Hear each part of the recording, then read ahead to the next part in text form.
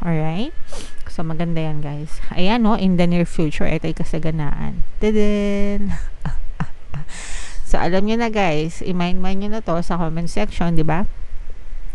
May kasaganaan, this is abundance of money, kasaganaan sa pera, abundance of money, abundance of riches, abundance of wealth, guys. So talagang mananagana kayo sa kaperahan, basta mag-focus lang kayo, you persist, keep on moving, keep on chasing your dreams, mga kapiksi, no?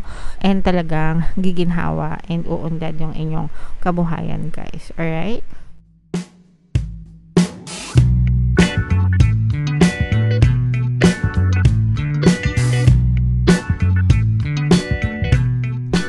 Hello guys, hello Scorpio, welcome back to Pinoy Pixie Tarot. Ang pamagat ng episode natin for tonight is Story Mo Ba To? Ito ay isang timeless reading para sa Scorpio, Sun, Moon, Rising, Sign, and Venus. Sa reading na to guys, titingnan natin where you are right now, mga potential and challenges nyo, what you need to focus on, your past, present, and future mga kapiksi, your greatest strength, yung suggested approach ay yung potential future ng story ng mga kapiksi. So, shuffle natin yung cards guys. Hanapin natin yung energy ng Scorpio. Ito guys. So, Scorpio kayo ay nirepresent ng King of Cups sa ating spread. Combination ng positive and negative energy mga kapiksi. General reading lang. Pwede mag-resonate, pwede hindi. Comment down below guys if feeling nyo naka-resonate kayo mga kapiksi. Where you are right now mga kapiksi, for some of you parang nag-hibernate kayo, no? Nag-hiatus kayo.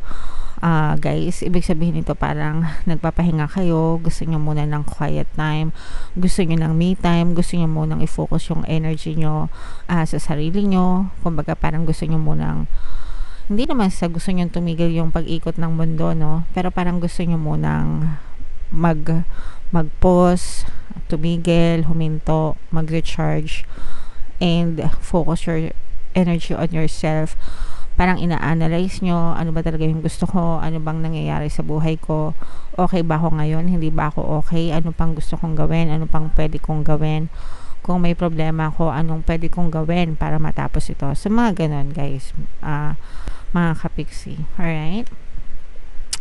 And potential and challenges, this is more on potential guys, kasi parang gusto nyong magbago, gusto nyong magkaroon ng pagbabago sa buhay nyo, gusto nyong mag-reset, mag-restart ng buhay nyo, parang gusto nyong magsimula ng panibagong yugto ng buhay nyo, parang gusto nyong itama yung mga mali nyo, gusto nyong ulitin, parang ganyan. And that's fine mga kapiksi, no? And sabi ko nga guys, every day is a brand new day, no? Brand new chance na palaging binibigay sa'yo ng universe para ayusin mo yung buhay mo. So make sure na on a daily basis ini-invest mo yung iyong thoughts, yung iyong isipan sa sarili mo mga kapiksi, what you want to achieve instead of what you don't want to achieve. Okay?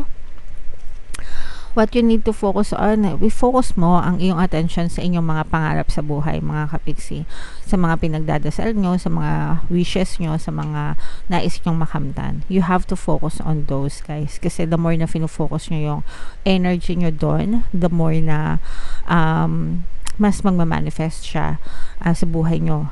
Pwedeng mas mapadali yung manifestation nyo kapag nakafocus kayo mga kapiksi. So don't waver, wag kayong magpanega, magpakanega, wag kayong makinig sa ibang tao. In your reality, ikaw lang ang importante. Yung mga tao sa paligid mo, they don't matter, no? Ikaw lang ang importante. Whatever you think and feel about yourself will always be pushed out in your reality guys. Okay? So kung anong gusto mong gawin mo guys, kung anong gusto mong gawin, focus on yourself mga kapiksi. Alright? And in your recent past guys, laki kayo sa hirap, no? Yung iba talagang may mga money challenges kayo, may mga kahirapan kayo, may mga pagsubok, paghihirap, pighatik kayo pagdating sa pera. Yung iba sa inyo guys, parang feeling ko namanhid na, no? Parang namanhid kayo sa kahirapan, lumaki kayo sa kahirapan. Pero naging ano yan, parang naging reminder sa inyo na kumbaga parang nasanay kayo sa hirap pero ayaw nyo nang mabuhay sa hirap. Nagets nyo ba? So, parang naging motivation nyo siya para mas lalo kayo magsikap sa buhay nyo and bumuo ng mga pangarap na gusto nyong mangyari sa buhay nyo, mga kapiksi. And your greatest strength, guys, no, willing kayo na makipag-cooperate sa ibang tao para matulungan nila kayo. Willing kayo na humingi ng tulong. Not necessarily na puro tulong lang, pero yung tulong in a sense na baka may ma-share silang experience nila, may ma-share silang knowledge nila, ganyan, na magiging reference nyo, no? Para kayo din, maging umangat din yung inyong kabuhayan. Magaling kayong makipagkapwa tao, mga kapiksi. And as a consequence, yung pagiging magaling nyo sa pakikipagkapwa tao nyo, madali din kayo nilang tulungan kapag kailangan nyo sila. Alright? So, maganda yan, guys. Ayan, no? In the near future, ito'y kasaganaan. Tadaan! So, alam nyo na, guys. I-mind nyo na to sa comment section, di ba? May kasaganaan, this is abundance of money, kasaganaan sa pera, abundance of money, abundance of riches, abundance of wealth, guys. So talagang mananagana kayo sa kaperahan, basta mag-focus lang kayo, you persist, keep on moving, keep on chasing your dreams, mga kapiksi, no? And talagang giginhawa and uunlad yung inyong kabuhayan, guys. Alright? So, yeah. I-mind nyo na to, guys, sa comment section. Mind abundance of money, abundance of riches, mind pera-pera, mind dreams coming true. Yan, i-comment nyo sa baba para talagang ma-align kayo sa energy, mga kapiksi. Suggested approach again, guys, no? Yung pakikipagkapwa tao nyo, it plays a very big role to your success. So, alagaan nyo yung network of people nyo, yung pakikisama nyo sa tao, sa mga tao, guys, especially kung, let's say for example, ang gusto nyo mangyari sumikat kayo, 'di ba? Syempre, pagka mas maraming taong nakakilala sa inyo, maraming tutulong sa inyo, 'di ba? Mas madali nyo ma-hit yung goal nyo. Kaya importante yung pakikipagkapwa tao, mga kapiksi. Alright? What you need to know, mga kapiksi, no, keep your eyes closed. Alisan yung mga limiting beliefs. Pag sinabi kong keep your eyes closed, mga kapiksi, isara nyo yung mga mata nyo, takpan nyo yung mga tenga nyo against sa mga negative na impluensya ng ibang tao, no? Kasi yung mga nega, yung mga mema, yung mga marites, yung mga echoselang fraglet sa paligid, no? Kapag pinansin nyo yan, pagka nagpa-apekto kayo sa kanila, aka bashers, aka haters, 'di ba? Kapag nagpa-apekto kayo sa kanila, maninega talaga kayo, 'di ba? Pero kung dinededman niyo lang sila, 'di ba? And just continue on doing what you need to do, 'di ba? Kasi wala naman sila ambag sa buhay niyo, ba't niyo sila papansinin, mga kapiksi? Wala silang kontribusyon, wala silang ambag, hindi nila kayo pinapakain, hindi nila kayo pinapalamon, so dead ma lang sa kanila. And kung ano yung sinasabi nila, it's not a reflection of you, but it's a reflection of who they are. Ganun sila, mga kapiksi, hindi ganun ka, okay? So ugali nila yun, kaya iyaan nyo sila, mga kapiksi. Alright? Your hopes and fears, this is more on fears, mga kapiksi, no? Takot kayo sa toxic, takot kayo sa, or iwasan nyo, no? Iwasan nyo yung toxic, iwasan nyo yung mga mapanirang uri ng tao. And wag nyo din gagawin, mga kapiksi, no? Kumbaga, wag nyo din gagawin sa ibang tao yung naninira para hindi rin kayo masiraan, mga kapiksi. Okay? And yung potential future nyo, guys, magtutuloy-tuloy ang progress nyo sa buhay, magtutuloy-tuloy na makakabangon kayo, magtutuloy-tuloy kayo sa direksyon na gagawin nyo. This is not going to be an easy journey for you kasi may times na iiyak ka, may times na gusto mo sumuko, may times na may stress ka, may times na iisipin mo if you're doing the right thing. Just keep on going anyway, mga kapiksi. Okay? Kasi wala ka naman mapapala kapag ka nag-overthink ka, mga kapiksi, no?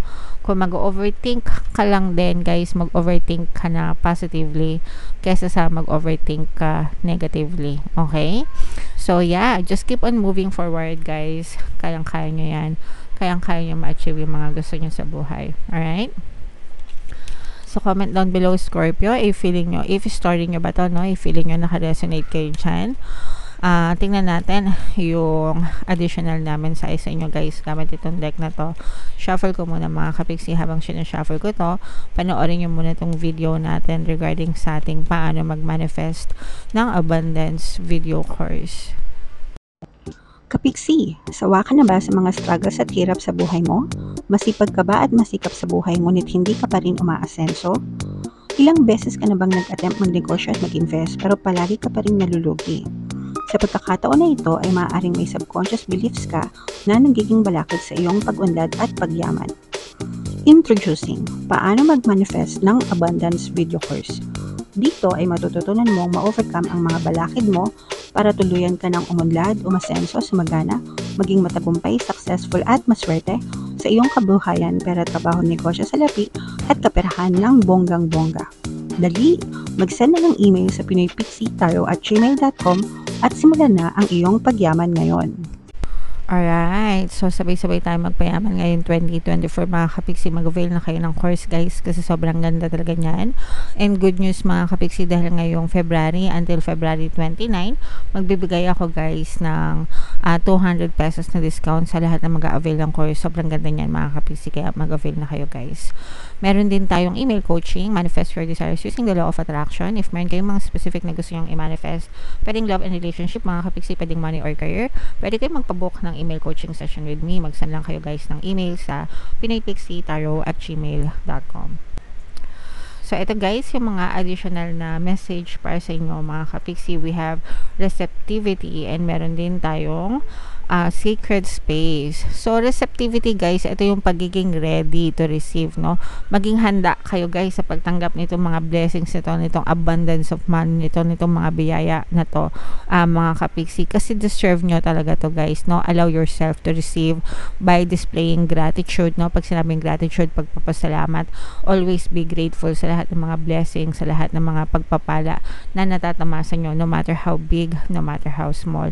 The more na grateful kayo mga kapiksi, the more na nagpapasalamat kayo, the more na mas mabilis nyong ma-attract or matatanggap itong mga blessings na to. So, best affirmations guys, pagdating sa receptivity, i-type nyo sa baba, no, i-comment nyo, tapos kabisaduhin nyo doon, then, and say it every day. I am receiving it now. I am receiving all the blessings that the universe has for me. Okay? Again, guys, I am receiving it now. I am receiving all the blessings that the universe has for me. So, palagi nyo lang yan sabihin mga kapiksi, no, and Viola. Talaga magiging handa kayo sa pagtanggap ng mga blessings from above mga kapiksi. Okay? I-comment nyo na rin yan sa baba mga kapiksi. And ito naman, sacred space mga kapiksi, no? Create an altar or visit a power place to connect with the divine. Kung meron kayong, kung pwede kayo mag-dedicate ng space sa bahay nyo, para sa altar mga kapiksi, dasalan, ganyan, go ahead and do so. Kung hindi naman pwede kayong pumunta sa mga simbahan para magdasal kayo, or kahit naman hindi sa simbahan guys, kahit sa kwarto nyo lang, quiet place mga kapiksi, and magdasal kayo, diba? Connect with the divine, connect with the spirits. Importante yan guys, gawin nyo kahit isang beses lang sa isang araw mga kapiksi. Alright? Okay. So, yeah. Comment down below, Scorpio, if naka-resonate kayo, if story nyo ba to. And yung mga positive energies, guys, especially itong blessings talaga. Sabi ko sa inyo, i-mind nyo na yan sa comment section. Talagang matutupad nyo yung mga pangarap nyo sa buhay nyo, mga kapiksi. Alright? Ito yung ating mga pampaswerte subliminal, guys. Pakinggan nyo na para talagang umandad at umasenso kayo ngayon. And ito naman yung ating success stories ng paano mag-manifest ng abundance video course. Click here to subscribe, guys, and click here to join our membership program. Thank you for liking, sharing, and subscribing, and see you again next time.